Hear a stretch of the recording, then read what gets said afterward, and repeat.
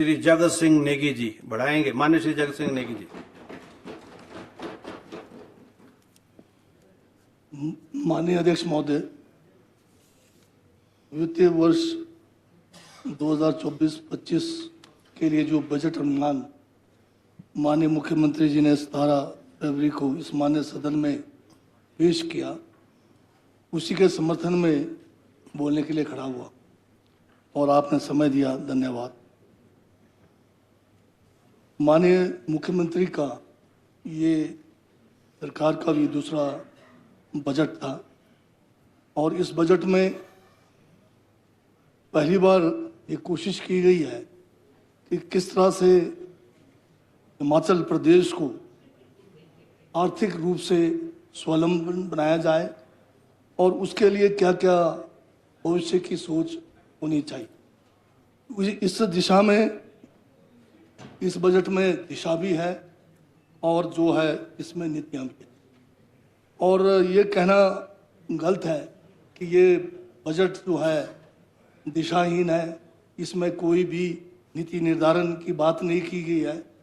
ये अलग बात है कि उधार लेकर घी तो बहुत सारे लोग पी लेते हैं, परंतु इस बजट में और इससे पूरे बजट में कांग्रेस की सरकार ने और माननीय मुख्यमंत्री जिसके पास हमारा फाइनेंस का पोर्टफोलियो भी है, पूरी कोशिश की गई है कि किस तरह से हम अपने आप को जो है सीमित संसाधन जो है हिमाचल प्रदेश के पास है, उस सीमित संसाधनों को और केंद्र सरकार का जो एक हमारे प्रति एक उदासीन रवैया है, उसके चलते हुए भी हम कैसे आगे बढ़ें, भविष्य हमारा कैसा होगा, हमारा कैसा हिमाचल होगा, किस किस्म का हम अपने भावी पीढ़ियों के लिए इस हिमाचल को छोड़कर जाएंगे, इसकी चिंता इस बजट में किया गया है। माननीय अध्यक्ष महोदय, भारत जो है एक संघीय देश है, यानी कि इसमें केंद्र की एक सरकार है और बहुत सारे राज्य हैं। अब जब ये संघीय देश है तो इसमें केंद्र सरकार की एक महत्वपूर्ण भूमिका हमारे भारत के संविधान ने दिया है और इसी संविधान के तहत केंद्र और राज्यों का आपस में जो एक संबंध होना चाहिए, चाहे वो वित्तीय संबंध है, चाहे वो आप इस देश को आगे बढ़ाने के लिए जो सोच की ज़रूरत है, वो सबसे ज़्यादा ज़रूरी है, वो केंद्र सरकार का दायित्व है। परंतु पिछले कुछ सालों से ये देखने में आया है, केंद्र सरकार जो है संकीर्ण सोच के साथ चली। अगर केंद्र देखती है कि राज्यों में उनके अनुरूप अगर सरकारें नहीं है, जैसे अभी पिछले 10 सालों से केंद्र में भारतीय जनता पार्टी की गठबंधन सरकार है, तो इनकी ये सोच है कि सारा हिंदुस्तान जो है पूरा इन्हीं के सोच के साथ चले। और जहां पर चुनाव से जिन राज्यों में इनकी विचारधारा के लोग जीत के नहीं जाते हैं, तो वहां सबसे पहला काम ये क्या काम करते हैं कि अनैतिक तरीके से, धन बल से और नहीं तो किसी न किसी और तरीके से ईडी सीबीआई लगाकर उन सरकारों को गिराकर जो है उसको भी अपनी विचारधारा में जोड़ने की कोशिश करते हैं। अगर ये संविधान, अगर ये ये जो भारत महान देश है, अगर इसको कश्मीर से कन्याकुमारी तक एक रखना है, अगर इस देश को महान रखना है, तो हमें जो हमारा भारत का संविधान है, जो हमारे लिए हमारा जो संविधान है वो हमारे धर्म शास्त्रों से बढ़कर है। अगर हम संविधान की कदर नहीं करेंगे तो कश्मीर से कन्याकुमारी तक की जो सोच है हमारी, जो एक अखंड भारत की सोच है, उसके लिए सबसे खतरनाक जो विचारधारा है वो आज केंद्र में भाजपा की सरकार के कारण। अब जब देश आज़ाद हुआ उस समय ये जो है पूरा आज जो 29 स्टेट्स हैं या आज हमारे जो 7 यूनियन टेरिटरीज हैं, ये सब नहीं था उस समय जब देश आजाद हुआ। Please no disturbance please. Sir, ये जो है बजट से ही संबंधित है। अब आप सुनने की शक्ति, अगर आप सुनने की शक्ति नहीं रखेंगे, जब परमार साहब आप बोल रहे थे मैंने जो है एक एक शब्द सुना और एक शब्द आपको मैंने 20 मिनट इंटरप्रेट किया, परंतु आज यही संविधान को कमजोर करने की जो सोच है आप लोग कर रहे हो कि आप जो है चुने हुए लोगों को बोलने नहीं देते, और जब खुद बोलते हो तो ये अपेक्षा करते हैं कि दूसरे जो है गूंगे बन के सुनते रहे। ये कहाँ का संविधान है, कहाँ का तर्क है? मैं ये कह रहा था जब देश आजाद हुआ, प्लीज नोट डिस्टर्बेंस प्लीज।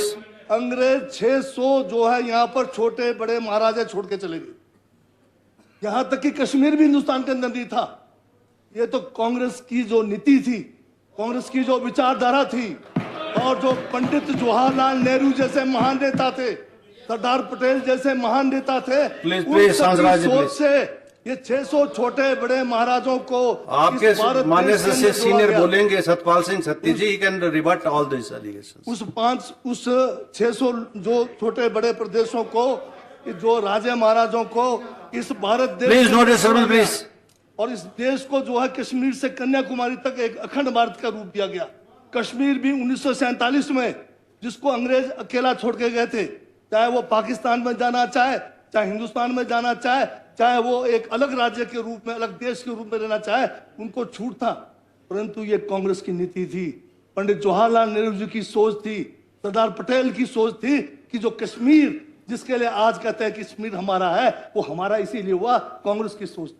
जब बीजेपी की तो उस समय जो है पार्टी भी नहीं थी, 1950 में इनका जन्म हुआ, और उसके बाद जो है नाम बदल दिया इन्होंने, क्योंकि नाम बदलने में बहुत विश्वास करते हैं।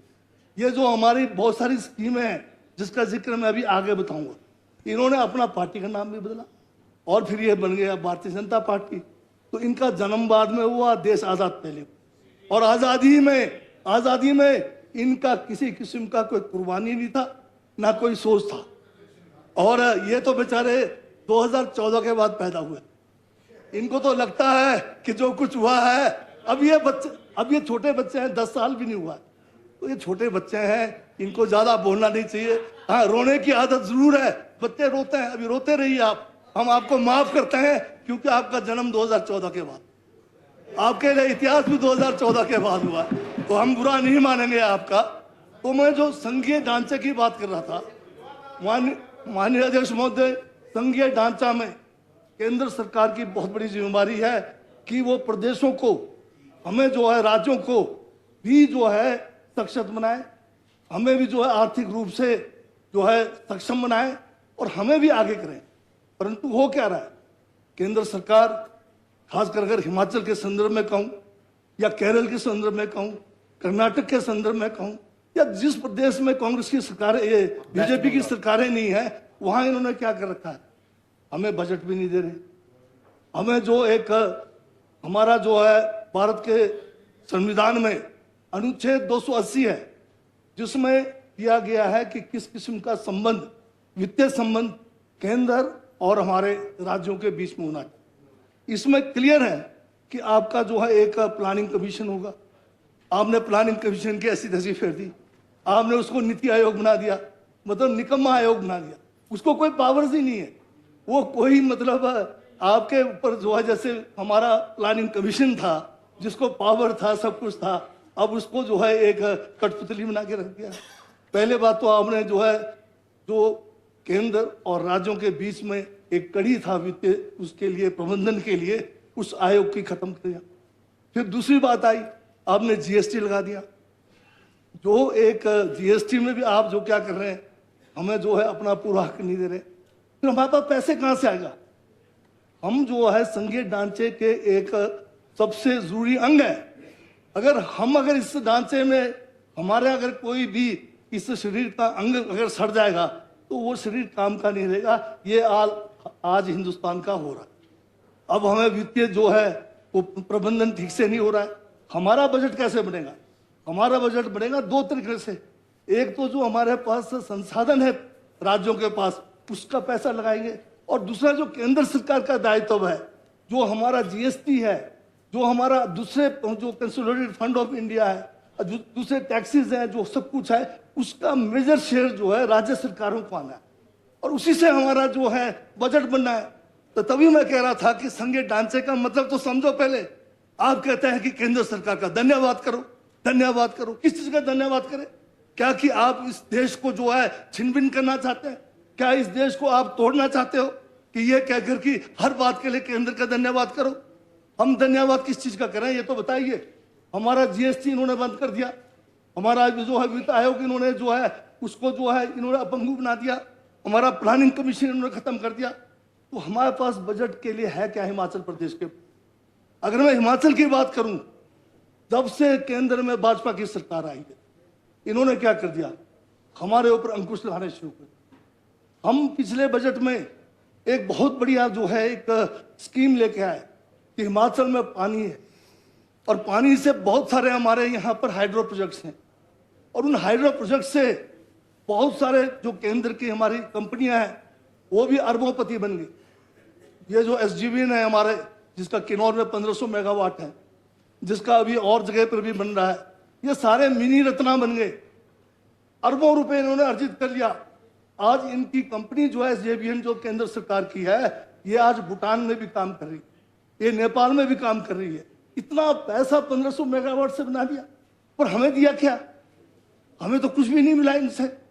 जब हम इनकी बात करते हैं तो कहता धन्यवाद करो। पहले धन्यवाद इसलिए करें कि सारा पैसा जो है इन्होंने हिमाचल से निकालकर भूटान और नेपाल में डाल दिया। तो ये जो है केंद्र सरकार, जब तक हमारा जो सेस हमने पानी के ऊपर जो है सेस का एक यहाँ पर जो है कानून पास किया, एकदम से केंद्र सरकार से आदेश हुआ एसजेवीएन को, एनएचपीसी को कि आप कोर्ट में जाइए।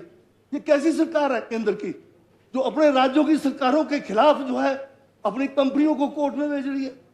और इधर जो है आपका उत्तराखंड है जिसमें बीजेपी का जो है राज है, इधर जो है जो आपका केंद्र शासित प्रदेश है, आपका जो जम्मू कश्मीर का जो स्टैंडर्ड कम कर दिया, स्टेटस कम कर दिया, उधर भी जो है पानी के ऊपर सेस लगा हुआ है।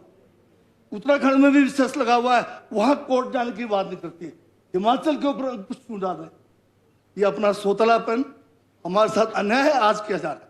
और इसी तरह से केरल के साथ अन्याय हो रहा है, कर्नाटका के साथ अन्याय हो रहा है। वो तो लोग जो है दिल्ली के जंतर मंतर पे बैठे, केरल का मुख्यमंत्री पूरे कैबिनेट के साथ जंतर मंतर पे, कर्नाटक का मुख्यमंत्री पूरे जो है कैबिनेट और एमएलए के साथ जंतर मंतर पे, इसलिए कि जो केंद्र सरकार उनके साथ अन्याय कर रही है। अब हिमाचल का भी टाइम आ गया, हमें भी दिल्ली जाना पड़ेगा, हम भी जंतर मंतर के बाहर खड़े होंगे और हमें भी कोर्ट का दरवाजा खटखटाना पड़ेगा, क्योंकि सुप्रीम कोर्ट में केंद्र की जो हमारी जो केरल की सरकार गई, सुप्रीम कोर्ट का धन्यवाद करते हैं कि आज अगर लोकतंत्र बचा हुआ है तो केवल जो है सुप्रीम कोर्ट के कारण बचा हुआ है। सुप्रीम कोर्ट को केंद्र की जो है केरल की सरकार जब सुप्रीम कोर्ट में गए, केंद्र की सरकार को निर्देश हुआ है कि आप केरल के सरकार के साथ बैठकर इनकी जो भी समस्याएं, वित्तीय समस्याएं हैं, उसके ऊपर विचार विमर्श करो और इनके साथ न्याय करो। यह सुप्रीम कोर्ट ने किया है। और सुप्रीम कोर्ट ने अभी 2 दिन में, पिछले 2 हफ्ते के अंदर बहुत ऐतिहासिक फैसले दिए। इन्होंने एक कानून बनाया 375 का, इनके पास जो स्ट्रेंथ था जो 300 का 350 का, तो उसमें ये कानून बनाया कि राजनीति का जो चंदा मिलेगा वो बॉन्ड से लेंगे, और वो बॉन्ड किसने दिया वो भी नहीं बताया जाएगा, और कितना पैसा इन्होंने लिया उस इलेक्टोरल बॉन्ड से 15,000 करोड़ रुपए, और जिसमें 10,000 करोड़ से ज्यादा खाली बीजेपी के खाते में। और ये भी नहीं बता रहे किस मित्र ने दिया, चाइना ने दिया, किसने दिया, कुछ नहीं है।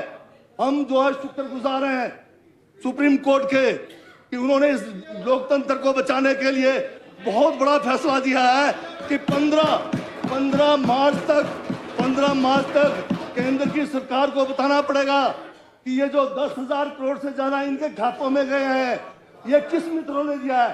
चाइना ने भी दिया है उसमें, ये जो पेटीएम ने दिया है या किसने दिया है, या जो हमारा जो है फ्रांस का जो है जो आपका राफेल ने दिया है, ये सारी बातें आएगी। आजकल बीजेपी के अंदर जो है खलबली मची हुई है। ये लोग आजकल है, जिस दिन ये बाहर जाएंगे ईडी हमारे हाथ में आएगा, ये दिखाई नहीं देंगे, ये दिखाई नहीं देंगे, जेलों में जगह नहीं होगी। ये हाल होने वाला है इनका। इतना बड़ा भ्रष्टाचार, इन्होंने इतना बड़ा भ्रष्टाचार इस आजाद देश में किया, रिकॉर्ड का जो है आज तक का किसी के साथ उसका तुलना नहीं किया जा सकता। ये जो है ये 3G 5G 7G आ जाएगा, परंतु इनकी मानसिकता नहीं बदली जाएगी। ये मानसिकता वही रहेगी जो है 1925 की जिस निक्कर के पहनकर इन्होंने जो इस देश का कबाड़ा किया है, वो मानसिकता नहीं बदलने वाली है। इसलिए हमें जो है इस बात पर सोचना है कि जब तक केंद्र सरकार हमारे साथ न्याय नहीं करेगी, हमारा बजट जो है राज्यों का बजट डगमगाएगा। और जब राज्य केंद्र से लाचार हो जाएंगे तो एक बीज बोया जाएगा, फिर डिसइंटीग्रेट हो, फिर ये संघ नहीं रहेगा, ये संघीय जो है व्यवस्था समाप्त हो जाएगा। ना वो संघ रहेगा ना हमारा संघ रहेगा। तो इसलिए हमें जो है इस बात की चिंता करनी है। मैं अपने साथियों से ये कहना चाहता हूं, जब भी बजट की बात करें तो ये जरूर करें कि आपके केंद्र के अंदर आपकी मानसिकता को बदलने की जरूरत है। और अगर आप इस देश के हितैषी हैं तो आपको आपकी मानसिकता बदलनी पड़ेगी। ये आपको करना पड़ेगा। Not allowed. Not allowed. Not allowed. Please take your seat. Please take your seat. Please take your seat. Please take your seats. Please take your seats. Please take your seats. Please take your seats. Nothing will go on record except Shri Jagat Singh Negi's statement. Please sit down. Please sit down. Please sit down. Please sit down. Sit down. Please sit down. Rohit ji, please बैठिए. Let him sit. Please take your seat. Please take your seats. Please take your seats. Please take your. Let him complete. Let him complete. Please take your seat. Please take your seats. Please take your seats. Hansraj ji please बैठिए. परमार साहब बैठ. Please take your seat. Please take your seats. Please take your seats. Take your seats. बैठिए. समय मिलेगा सबको समय मिलेगा. Let Negi ji complete his भाषण. Please. Everybody will be given an opportunity to rebut. माननीय अध्यक्ष महोदय, जितना समय इन्होंने बर्बाद किया वो भी नोट किया जाए, मुझे उतना मौका मिले। मैं सुनने में भी विश्वास रखता हूं और आपको सुनाने में भी विश्वास रखता हूं, तो इसलिए मैंने आपको कभी बीच में किसी को नहीं टोका है। अगर लोकतंत्र में एक दूसरे को बोलने का मौका नहीं मिले अध्यक्ष महोदय, You cannot gag anybody's mouth. का मायना नहीं है। Yes. फिर हमारा ये जो माननीय विधानसभा है इसकी गरिमा के ऊपर भी है। कहाँ हम बोलेंगे? यहाँ भी नहीं बोल सकते, बाहर भी नहीं बोल सकते। ये जो की बात कर रहे हैं साहब, मैं प्लीज मानिए सीनियर मेंबर प्लीज. परमार साहब प्लीज टेक इट. माननीय अध्यक्ष महोदय, प्लीज बैठिए ना आप. आई am not allowed you. Please बैठिए ना. बैठिए. वो सतपाल सिंह सत्ती बोलेंगे. He is competent enough to rebut all this. I know that. I have heard him many times. Please take your seat. बोलेंगे प्रदेश के, देश के नीति पर, रिसोर्सेज पर, ये भी बोलेंगे और ये भी वही बोल रहे. Please take your seat. Please. I am not allowed. Please आप नेगी जी को कंप्लीट करने दें. Please take your seat. Please take your seat. माननीय अध्यक्ष महोदय, माननीय नेता प्रतिपक्ष जब अपना यहाँ पर संबोधन कर रहे थे तो मुझे थोड़ा सा सोचना पड़ा कि जो महानुभाव पिछले 5 सालों में इस प्रदेश के कमान उनके हाथ में, माननीय जयराम जी को एक स्वर्णिम अवसर था कि इस हिमाचल प्रदेश जैसे गरीब प्रदेश को, पहाड़ी प्रदेश को एक आर्थिकी के उसमें आगे बढ़ा सके। क्योंकि ये हमेशा कहते थे कि हम तो डबल इंजन की सरकार है। डबल इंजन की सरकार होने के बावजूद जयराम जी चूक गए। कहाँ चूक गए? 5 साल में इस प्रदेश की आर्थिकी के लिए कुछ नहीं कर पाए। केवल मात्र जो है बड़े बड़े जुमलाबाजी करते रहे जयराम। और जो डबल इंजन थी, या दिल्ली वालों ने इनके इंजन के साथ उसको जोड़ा नहीं, या वो दिल्ली की इंजन इतनी तेज थी कि अपना इंजन को खुद नहीं जोड़ सके। जब इनको मौका था हिमाचल की आर्थिकी को ठीक करने का, उस समय सिर्फ ये बड़े बड़े जो है जुमलेबाजी और तंबू लगाते रहे। कोई जो है अमृत महोत्सव बनाते रहे, कोई जनमंच बनाते रहे, लंच मंच बनाते रहे, और हिमाचल का बेड़ा गर्क। इतना बढ़िया मौका इनको था कि आज हम उस जयराम जी के पिछले 5 साल का जो एक उनके समय जो कार्य नहीं हुआ, जो एक मौका इन्होंने खोया, उसका भी बोझ हमें उठाना पड़ा। परंतु मैं माननीय मुख्यमंत्री को जो है इनको, इनकी सोच को इनको दाद देता हूं कि इतनी आर्थिक कंगाली के बावजूद, इतना जो है एक चुनौतीपूर्ण समय रहा है, फिर भी जिस तरह से इन्होंने बजट को आगे प्रोपेल किया है, जो नई सोच इसमें डाली है, नई धार इसमें डाली है, ये एक काबिल तारीफ। और ये हिमाचल के दूरगामी प्रभाव इसके होंगे। आज ठीक है, बहुत सारे साथी इससे जो है वाकिफ नहीं रखेंगे, कहेंगे कि इसमें ये कमी है, उसमें, पर इसमें एक सोच है। हिमाचल को भविष्य में स्वावलंबन बनाना है, हिमाचल को जो है आत्मनिर्भर बनाना है, हिमाचल को हर क्षेत्र में जो अपने पैरों पर खड़ा करना है। ये एक बहुत बड़ी सोच है, जिस सोच के लिए हमें आगे लड़ना है। इनकी तो सोच ही नहीं थी, ये तो सिर्फ एक लंच मंच, एक तंबू गाड़ना, इन्वेस्टर आएगा, तंबू लगाने से 20-20 करोड़ के तंबू लगे, एक भी इन्वेस्टर नहीं आनी है। बड़ी बड़ी बातें करते रहे, हर रोज दिल्ली जाते थे, दिल्ली से वापस आते थे। इस बार कहते हैं इस बजट में तो कुछ भी नहीं है। बिल्कुल ठीक कह रहे हैं, इनको दिखना कहाँ था कुछ, क्योंकि उनको अपने मुताबिक चाहिए था कि जैसे ये करते रहे कि 2 पैसे उधर 2 पैसे उधर डाल दो, वो तो था ही था। अभी दुबई जयराम जी भी गए, जयराम जी भी दुबई गए थे, जयराम जी भी दुबई के अलावा और जगह भी गए थे। Negi ji, don't pay attention towards this. तो वो उधर से क्या लेके आए ये आप बताइए। अभी यहाँ पर जो है, जो डिटेल जो अभी 2018-19 जब जयराम जी सत्ता में आए और उसके बाद जब ये सत्ता छोड़ के गए 2022 में, तो इनका जो सालाना बजट का अगर आप कैपिटल एक्सपेंडिचर देखें, डबल इंजन की सरकार के कैपिटल एक्सपेंडिचर कह रहा हूं 5000 करोड़ के करीब। दूसरे साल में जो है 5600 करोड़, फिर 5600, फिर 6400, फिर 6100। और हमारा कैपिटल एक्सपेंडिचर देखिए 2 साल का, कंगाली की अवस्था में हमें छोड़ के गए, फिर भी हमने जो है 6800 करोड़ रुपए जो है कैपिटल एक्सपेंडिचर किया है। ये दर्शाता है कि कहां पर वित्तीय प्रबंधन ठीक हुआ है। आप बताइए आपका क्या रहा। इसी तरह से आप रेवेन्यू एक्सपेंडिचर में देखिए, इनके पास पूरा मौका था, दिल्ली का आशीर्वाद था, फिर क्या हुआ। ये जो है, ये जो कागज है सर, ये जो कागज है, ये सर ये अनपार्लियामेंट्री थोड़ी है, कोई गाली थोड़ी है, ये कोई अब्यूज थोड़ी है, ये कोई अब्यूज थोड़ी है, ये कोई अब्यूज थोड़ी है। कोई मैं देख लेंगे, जो अनपार्लियामेंट्री होगा निकाल देंगे। रणधीर जी आप भी जानते हैं कि कोई अनपार्लियामेंट्री। झुनझुना will not form part of record. Sir मैं झुनझुना will not form part of the record. बैठ जाओ ना। चलो, बट ये हटवा दिया है अभी सर, कोई बात नहीं सर, ये हटवा, आप उसको निकाल दीजिए। हटा दिया सर, हटा दिया। मैं आपसे निवेदन कर, झुनझुना निकाल दीजिए। झुनझुना निकल गया सर, घंटा तो हो सकता है, झुनझुना निकल गया।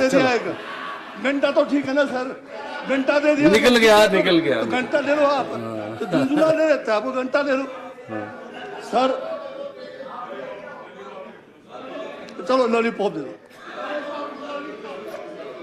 सर। मैं सिर्फ इतना, बहुत ज्यादा क्योंकि समय कम है, मैं ज्यादा नहीं कहना चाहूंगा, सिर्फ इतना कहना चाहता हूं इनके बारे में। औरों के ख्यालात की लेते हैं तलाशी, ये लोग सर औरों की ख्यालात की लेते हैं तलाशी, और अपने गिरेबान में झांका नहीं जाता। ये है बात आपके लिए। हाँ कोई बात नहीं, घंटी और थाली बजाने की आदत आपकी है।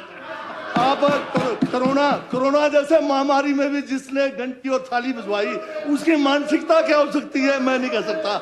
हम नहीं है घंटी और थाली में बजाते हैं बाबा। दुनिया सर, माननीय अध्यक्ष महोदय, प्लीज हंसराज जी। अध्यक्ष महोदय, पूरा देश में हम क्या कहते हैं, यूनिवर्स में हम विश्व गुरु हैं, और कोरोना आते समय हम घंटी और थाली बजाकर क्या संदेशा दे रहे दुनिया को, बताइए।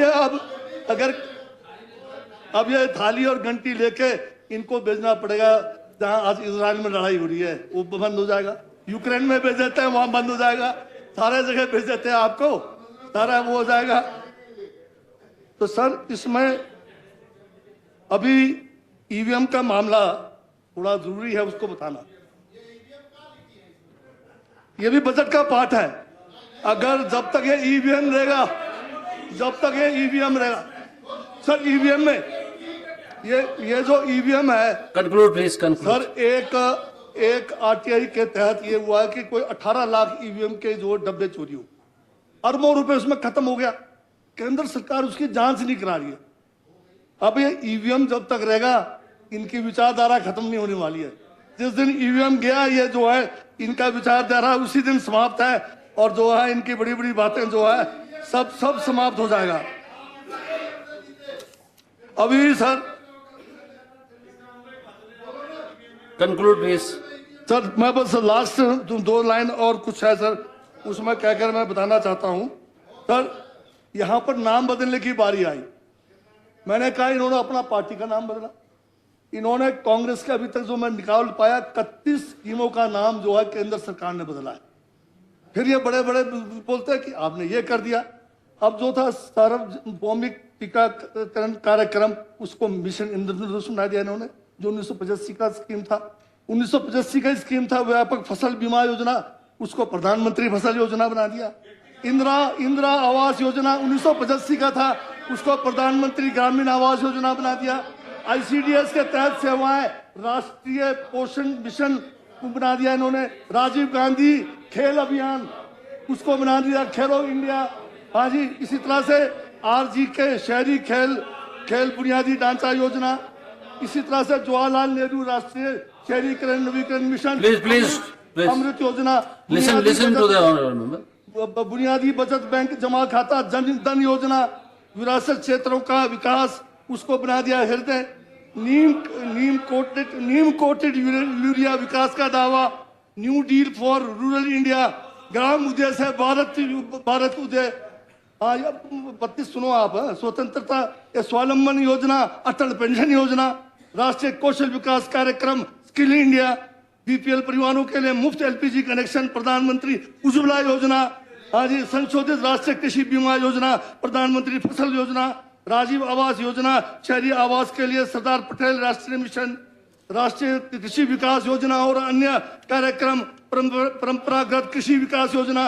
अब आप सुन के थक गए, अभी आप सुनाता हूँ। राष्ट्रीय e governance plan, digital India, राष्ट्रीय समुद्री विकास कार्यक्रम, सागरमाला, राष्ट्रीय ग्रामीण आजीविका मिशन, दीनदयाल ग्रामीण योजना, निर्मल भारत अभियान, स्वच्छ भारत योजना मिशन, राष्ट्रीय शहरी आजीविका मिशन, दीनदयाल अंत्योदय योजना, प्रधानमंत्री अनुसंधान फेलोशिप योजना, प्रधानमंत्री फेलो योजना, fibre network. No disturbance, please. राष्ट्रीय No disturbance, please. Make in India भी आपने चुराया, मेक इन इंडिया भी चुराया आपने। Please. Indira Gandhi No noise, please. Sir मैं इसको Nothing will go on record except आपकी मैं इसको statement. टेबल पे लेकर देता हूँ। ये बच्चे हैं सर, 10 साल के बच्चे हैं, 10 साल के बच्चे, वो क्या करेंगे? Please. अब Please take care. Nothing will go on record except दूध वाली योजना नेगी जी's है, बोतलों में भाषण। देनी है आपको, परमार साहब को देना पड़ेगा। रोने लग पड़े सारे ही। सर मैं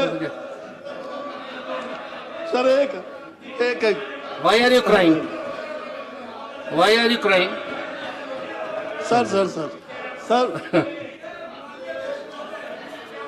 चलिए नेगी जी कंप्लीट प्लीज। अच्छा सर एक यह विषय बार बार आ रहा है कि केंद्र सरकार ने आपदा में जो है हिमाचल की बड़ी सेवा की है, बड़े ज्यादा मतलब धन दिया है, उसका भी थोड़ा क्लियर करना जरूरी है।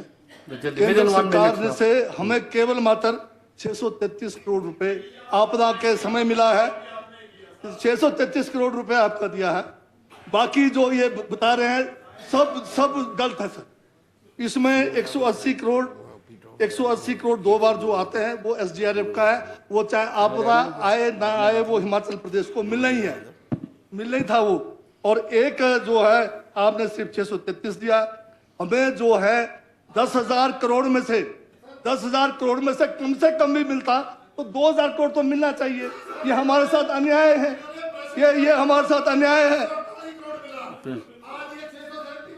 अरे ब्रेक का बता रहा हूं मैं, आप प्लीज ये आपको दे रहा हूं मैं यार, टेक योर सीट्स प्लीज। और सर एक वैसे माननीय अध्यक्ष महोदय, please Ranjit ji please. Ranjit ji, please take your seat, please take your seat. Take your, let him complete. Satti ji का टाइम खराब हो रहा है, please take your seat. Sir अब सत्ती जी बोले. मैं जो है मान्य सदस्य सत्ती जी का टाइम, सत्ती जी का टाइम. अभी 4 साल और है, उतना टाइम मिलेगा, मैं दोबारा फिर बोल दूंगा. पर सिर्फ एक बात मैं कहना चाहता हूँ कि पिछले कल यहाँ पर हमारे माननीय सदस्य त्रिलोक जम्वाल जी ने अपना कुछ वक्तव्य में बताया था, मैंने उसका क्लैरिफिकेशन दिया, परंतु उस समय ये वॉकआउट कर रहे थे, ये सब इनके ध्यान में नहीं आया. इन्होंने ये कहा कि जो विधायक क्षेत्र विकास निधि में जो माननीय सदस्यों को एक छूट दी गई है कि बरसात के दौरान जो नुकसान हुआ है उसमें अपनी विधायक निधि से दे सकते हैं, परंतु उसमें यह था कि पटवारी या आपका प्रधान का रिपोर्ट होना चाहिए, जिसका सबने एतराज किया और हमने उसी दिन माननीय सदन में कहा कि हम उसको विड्रॉ कर रहे हैं. पर इन्होंने कहा कि ये विड्रॉ नहीं हुआ है. वो विड्रॉ जो है नोटिफिकेशन से बाकायदा हो गया है और उसकी कॉपी लेकर मैं घूम रहा हूं. आज त्रिलोक जम्वाल जी यहाँ मिल नहीं रहे. अगर मैं आपको कह रहा हूं, मैं एक मिनट सुनिए. माननीय सदस्य, कोई भी गवर्नमेंट का नोटिफिकेशन होता है उसका मतलब सबको मालूम होता है, और अगर किसी डीसी ने अगर उसमें कोई कोताही की है, अब लिखित दीजिए, मैं उन पर एक्शन लूंगा. अब मैं एक्शन लूंगा. हो गया है ये नोटिफिकेशन, मैं लेके बैठा हूँ यहाँ देने के लिए. बाकी जो है समय ना लेता हुआ सिर्फ आखिर में इतना कहना चाहता हूँ, हमारे जुनून का नतीजा जरूर निकलेगा. हमारे जुनून का नतीजा जरूर निकलेगा. किसी सियासी